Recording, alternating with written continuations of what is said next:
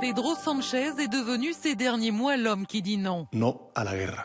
Non à la guerre à Gaza, non à la guerre en Iran. Le Premier ministre espagnol est l'un des rares dirigeants à s'opposer ouvertement à Benjamin Netanyahou et à Donald Trump. Pedro Sánchez a demandé aujourd'hui à l'Union européenne de rompre un accord commercial avec Israël. Le mois dernier, il avait déjà interdit aux États-Unis le survol de son espace aérien et l'utilisation de 2 bases militaires hispano-américaines de l'OTAN en Andalousie, provoquant la colère de Donald Trump. Spain actually said that we can't use their bases. They were unfriendly. They have great people, but they don't have great leadership. Pas de quoi arrêter le Premier ministre socialiste espagnol. Le week-end dernier à Barcelone, il a pris la tête d'une sorte de front anti-Trump lors d'un sommet pour la défense de la démocratie suivi d'un rassemblement progressiste. La honte va changer de camp. Nous allons tordre le bras à ceux qui se pensent actuellement intouchables. Les milliardaires qui exploitent les gens et dont la cupidité est sans limite. Mais la stature internationale de Pedro Sánchez contraste avec ses difficultés sur le plan intérieur. Des succès économiques en demi-teinte, un recul des socialistes face à la droite et l'extrême droite aux dernières élections régionales, ainsi que des accusations de corruption à l'encontre de proches du Premier ministre, notamment son épouse. L'an dernier, l'opposition conservatrice avait mobilisé des dizaines de milliers de personnes contre lui. Cet homme est corrompu. C'est un menteur, un squatteur.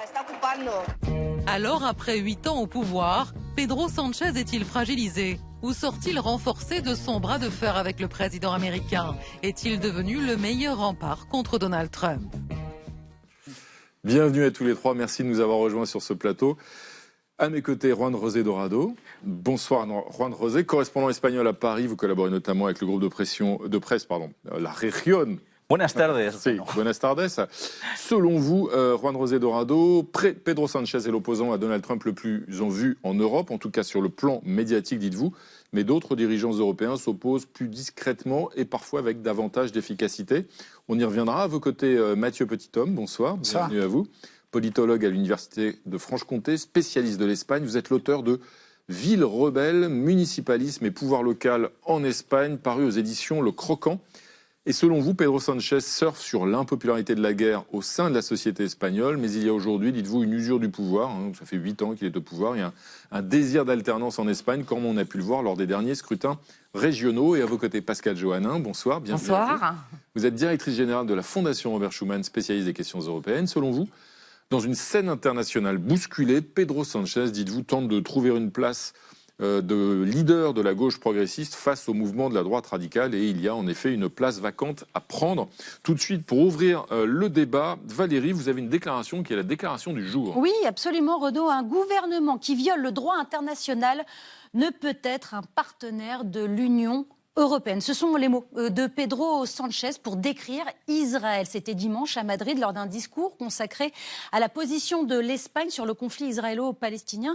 Le chef du gouvernement espagnol a dénoncé l'accord d'association entre l'Union européenne et Israël et il a officiellement demandé aujourd'hui même à la Commission européenne et aux États membres d'examiner la suppression de cet accord. Mais l'Allemagne a d'ores et déjà confirmé son refus de sortir de cette association. Et en Espagne, Juan José Dorado, comment cette demande elle est perçue au sein même du pays ? La société, de façon générale, c'est assez transversal, est plutôt d'accord avec le positionnement de Pedro Sánchez. Mais ce n'est pas du tout la première fois qu'il demande ça, puisque déjà en 2024, il avait demandé effectivement qu'on étudie de près cet accord avec Israël. Aujourd'hui, Pedro Sánchez a de la suite dans les idées. Je vous rappelle tout simplement le boycott autour d'Espagne, il y avait une équipe israélienne, le fait que l'Espagne n'aille pas en Eurovision, par exemple, au festival, parce qu'il y a Israël qui est représenté. Et donc la société espagnole, de toute façon, comme je vous dis, même à droite, elle est plutôt d'accord avec Pedro Sánchez dans une majorité, je ne dirais pas dans une immense majorité, on n'est pas à 60-40, mais c'est vrai que la société espagnole, sur ce positionnement pour la Palestine et pas contre Israël, parce qu'on fait la différence en Espagne. Ce n'est pas parce qu'on est contre le gouvernement israélien que l'Espagne est contre Israël ou contre le peuple israélien, mais je vous rappelle de toute façon qu'effectivement, Israël n'a plus d'ambassadeur du côté de Madrid, puisqu'il est rentré à Tel Aviv depuis plusieurs mois. Pour la Palestine et pas contre Israël, dites-vous, même si, Mathieu Petithomme, du côté israélien, le gouvernement a parfois dénoncé l'hypocrisie de Pedro Sanchez et de son gouvernement et l'a accusé de façon plus ou moins explicite quand même de faire preuve d'antisémitisme et pas simplement de défense de la cause palestinienne. Non, Ça illustre la dégradation des relations. Oui, ça, bien sûr, mais je pense que ça, c'est tout à fait inexact. Ce que fait Pedro Sanchez, c'est juste prendre une position, c'est un petit peu le sujet de notre jour, qui remet un peu le progressisme au cœur du débat. C'est-à-dire, il faut se rappeler qu'en Espagne, il y a eu notamment en 2003... la guerre en Irak et à l'époque le Premier ministre José María Aznar s'était associé avec les États-Unis, avec Tony Blair pour cette guerre et il y avait eu un soulèvement populaire très fort, une opposition très forte de l'opinion publique. Et aujourd'hui en fait on retrouve un petit peu ça et Pedro Sanchez est sur cette même ligne et il essaye de l'incarner. D'autant plus qu'il y a en fait il y a pas vraiment d'autres leaders européens qui prennent cette position aujourd'hui. Justement, Mathieu Petithomme, vous remontez dans l'histoire, on va le faire ensemble un instant, puisqu'en Espagne, l'hostilité à la politique étrangère des États-Unis, justement qualifiée d'impérialiste par ceux qui s'y opposent, c'est une vieille tradition, vous avez raison de le rappeler, et c'est ce qui illustre justement notre archive du jour, qui nous fait remonter 23 ans en arrière, à l'époque de ces grandes manifestations contre la guerre en Irak. Dans les rues de Barcelone, le message est on ne peut plus clair. Les Espagnols ne veulent pas d'une guerre en Irak, 9 sur 10 y sont opposés. Chaque jour, les banderoles de protestation sont de plus en plus nombreuses. Et les Espagnols, de plus en plus inquiets face au soutien indéfectible de leur gouvernement aux États-Unis. Nous ne trouvons aucune justification à cette guerre, ni pour la sécurité mondiale, ni en termes de bénéfices économiques. Le gouvernement dit défendre nos intérêts, mais c'est seulement une histoire de pétrole. Le 15 février dernier, 4 millions d'Espagnols ont manifesté leur mécontentement. Mais le Premier ministre Aznar reste sourd. Alors les appels à la résistance se multiplient. Alors aujourd'hui, Pascal Joannin, est-ce que Pedro Sanchez s'inscrit lui aussi dans cette tradition anti-guerre de l'Espagne ou est-ce que vous y voyez plutôt de l'opportunisme ? Les deux. La tradition anti-guerre de l'Espagne, elle est due à l'histoire de l'Espagne. Hein. Je rappelle qu'ils sont membres de l'Union et de l'OTAN depuis 40 ans seulement. Hein. Donc après, en effet, le franquisme et le retour à la démocratie. Et qu'en effet, en 2003, Aznar avait choisi, avec d'autres dirigeants européens, de soutenir les États-Unis, mais la France et l'Allemagne à l'époque, et on se souvient des relations que ça avait données sur les French fries, etc., et c'était mis dans le camp contraire. Aujourd'hui, Pedro Sanchez, quand on parle de progressisme, c'est le seul, au sein de l'Union européenne, c'est le seul. Il n'y a plus de dirigeants socialistes à la tête d'un pays européen, parce que les électeurs, pour des raisons diverses, ont mis les partis de gauche en situation de minorité. Vous avez le Maltais, vous avez la première ministre danoise qui est social-démocrate, et puis vous avez la Lituanie. C'est tout. Donc, en effet, il y a en effet une majorité de chefs d'État et de gouvernement qui sont plutôt à droite ou plutôt au centre-droit. Vous avez quelques exceptions de conservateurs, Giorgia Meloni ou le Belge, Bart de Wever. Bon, Orban est parti, il va y arriver, voilà. Donc, mais c'est vrai qu'il est tout seul. Donc, il a un créneau où il est tout seul. Et donc, dans les dirigeants européens qui étaient à Barcelone, il n'y en avait pas tant que ça, puisqu'il y avait plus de dirigeants sud-américains. Donc, c'est plutôt le leader d'un mouvement, j'allais dire, de retour de ce qu'était l'Empire espagnol avec l'Amérique du Sud, plutôt qu'une influence espagnole au sein de l'Union européenne. Fanny. Juan José Dorado, est-ce qu'en prenant ce positionnement anti-Trump, Pedro Sanchez prend un risque pour l'Espagne ? Est-ce que ce positionnement a un quelconque impact, effet sur Donald Trump ? Alors, prend-il un risque pour l'Espagne ? Certainement, parce que vous allez à l'encontre de la première puissance mondiale. On voit quelles sont les menaces de Trump pour l'Espagne, même si elles sont limitées dans la façon de faire des Donald Trump. Donc le risque existe. La preuve, c'est que dans un certain nombre de réunions, on ne veut pas de l'Espagne. Notamment dans le conflit avec Israël, on ne veut pas de l'Espagne. Le conflit Israël, Iran, États-Unis, l'Espagne, il y a un veto pour l'Espagne ne peut pas être présente.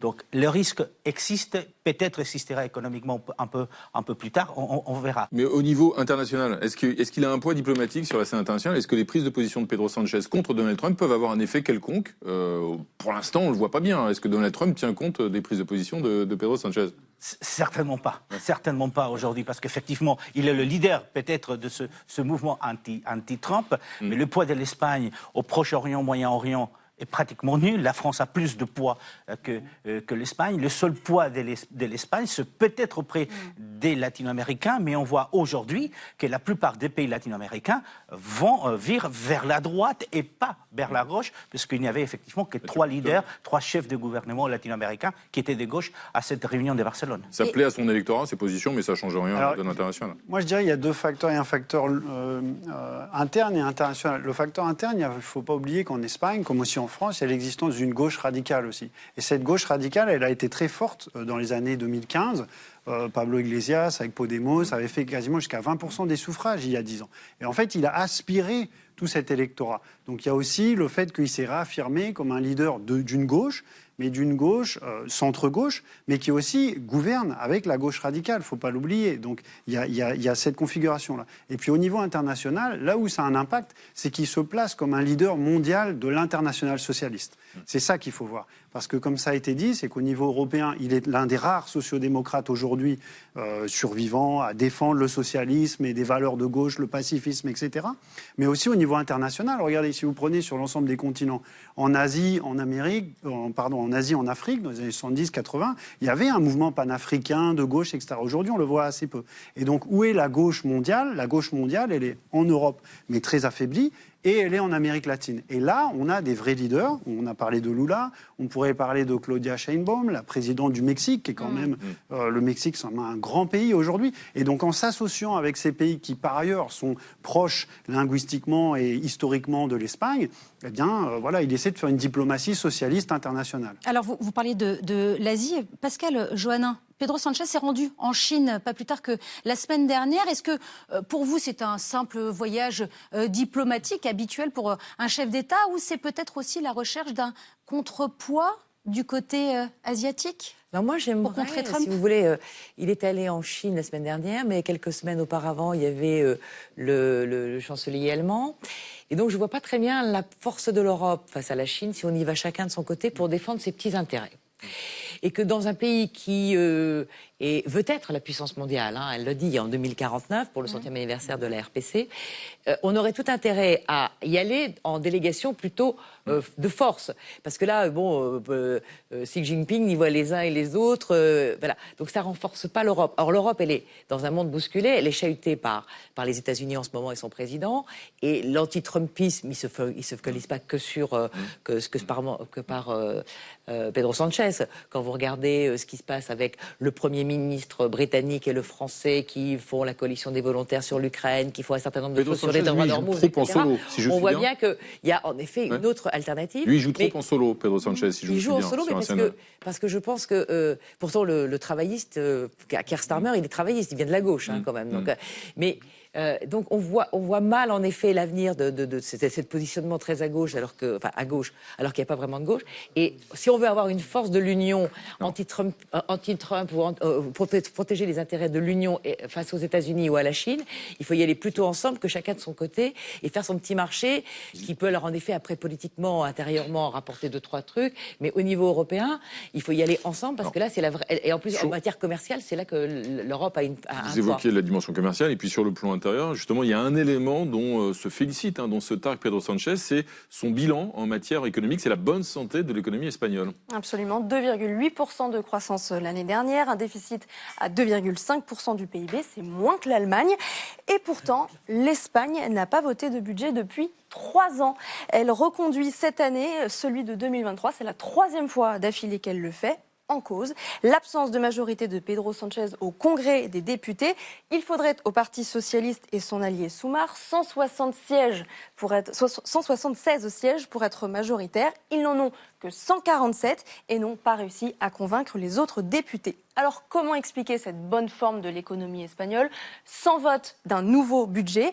Eh bien, c'est notamment grâce aux aides de l'Union européenne. L'Espagne est l'un des principaux bénéficiaires du plan européen Next Generation EU, des fonds versés aux pays membres pour faire face à l'après-crise du Covid. Enveloppe totale pour l'Espagne, 163 milliards d'euros, dont près de 80 milliards en subventions directes, des fonds que Madrid a utilisés pour financer de grands projets, par exemple la transition énergétique avec la rénovation de 500 000 logements ou encore l'aide à l'achat de véhicules électriques, mais aussi pour attirer des fabricants de puces électroniques, pour moderniser le système de santé ou encore réformer le marché du travail. Mathieu Petithomme, pour vous, c'est une réussite économique réelle pour Pedro Sánchez ou bien c'est un trompe-l'œil ?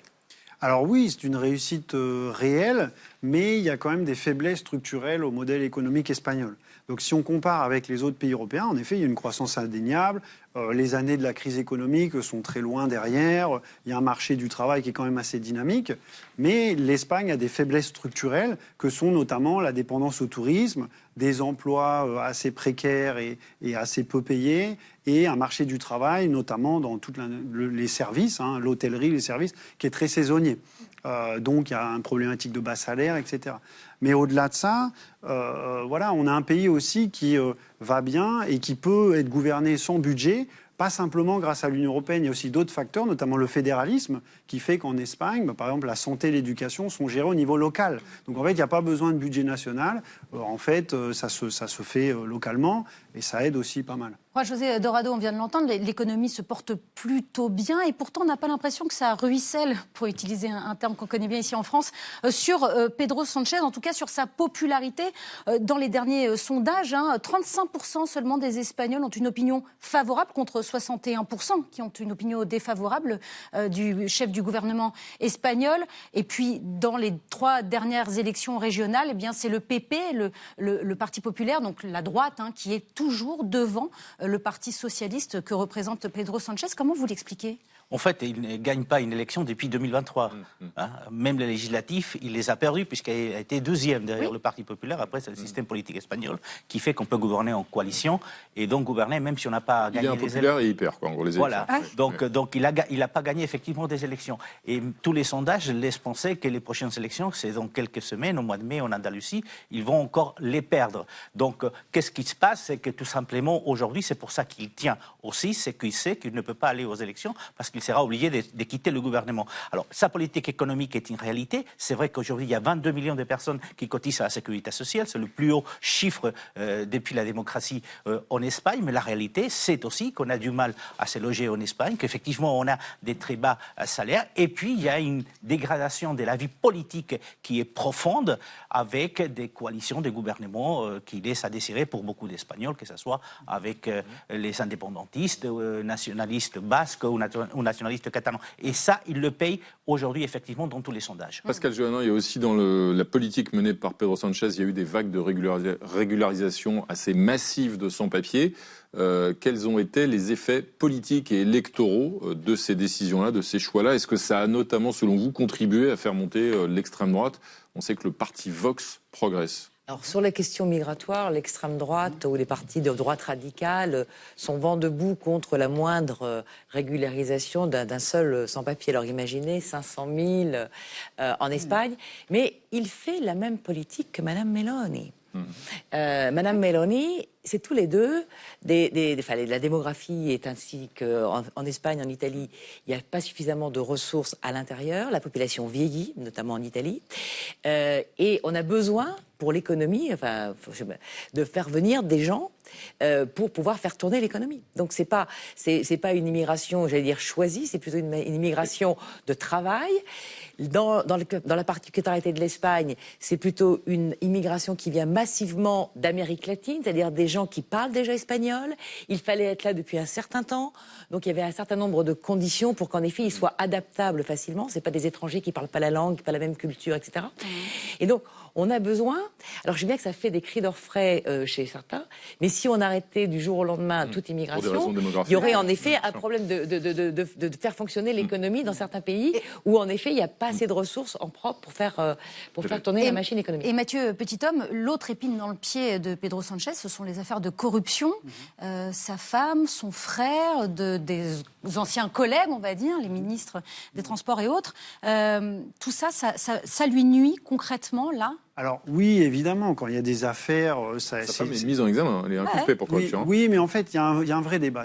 Il y a par exemple le ministre du Transport, bon, donc là, il y a une affaire de corruption, mais bon, il n'est pas vraiment mis en cause directement. Et après, la question sur sa femme, par exemple, ça rentre dans le débat sur le lawfare, parce qu'on a aussi un cas à Valence, par exemple, avec une leader régionale, parti compromis, Monica Oltra, qui a été mise en cause depuis des années parce que son mari a été mis en cause dans un scandale sexuel ou autre, et on l'atteint comme ça. Donc il y a tout un tas de cas, j'ai pas assez de temps pour décrire, mais en Espagne, si vous voulez, les partis politiques peuvent utiliser la justice pour en fait mettre en cause les dirigeants. On peut soi-même, une association peut entamer des plaintes. Et donc on a ce cas-là. Donc là, je ne sais pas ce qui se passera à la fin, mais si vous voulez, il y a quand même tout ça derrière. Et donc ça, juste pour préciser, quand on dit il est affaibli, il y a l'économie, etc. Regardez même alors. Castille et Léon, etc., c'était des régions historiquement de droite où ils perdent. Mais regardez les scores qu'ils font. 25%, 30%. Quel parti socialiste européen aujourd'hui fait, même quand il n'est pas bon, 25%. Donc Pedro Sanchez, c'est mieux que les autres, c'est moins pire que les autres. Voilà. Et puis aussi, ce qu'il faut bien voir, c'est que quand il perd, il gagne. C'est-à-dire que pourquoi il gouverne aujourd'hui ? Parce que n'oublions pas qu'il s'appuie sur les nationalistes basques et catalans, qui sont encore plus radicaux que lui sur ces questions-là. Et donc il y a aussi ça. Pour gouverner l'Espagne, il faut s'appuyer sur cette réalité régionale aussi, où on a des nationalités. Un mot sur les échéances nationales 2027, les prochaines initiatives, si elles n'ont pas lieu avant. Donc la prochaine échéance, c'est l'Andalousie. Et c'est vrai que la classe politique espagnole aujourd'hui, et notamment l'entourage de Pedro Sánchez, sa femme effectivement est inculpée, elle va s'asseoir devant un tribunal, elle est inculpée entre autres de corruption, et puis il y a son frère qui est aussi inculpé des fraudes fiscales, et puis il y a les deux bras droits au gouvernement et au Parti socialiste qui ont été nommés par lui et qui aujourd'hui sont aussi devant les électorats, en tout cas, quelle que soit la réalité ou pas des accusations sur le plan judiciaire, sur le plan politique, ça pèse. Ça pèse, et la réalité, c'est que dans tous les sondages, ils n'arrivent pas à décoller. Merci à tous les trois d'être passés ce soir par le plateau de 28 minutes.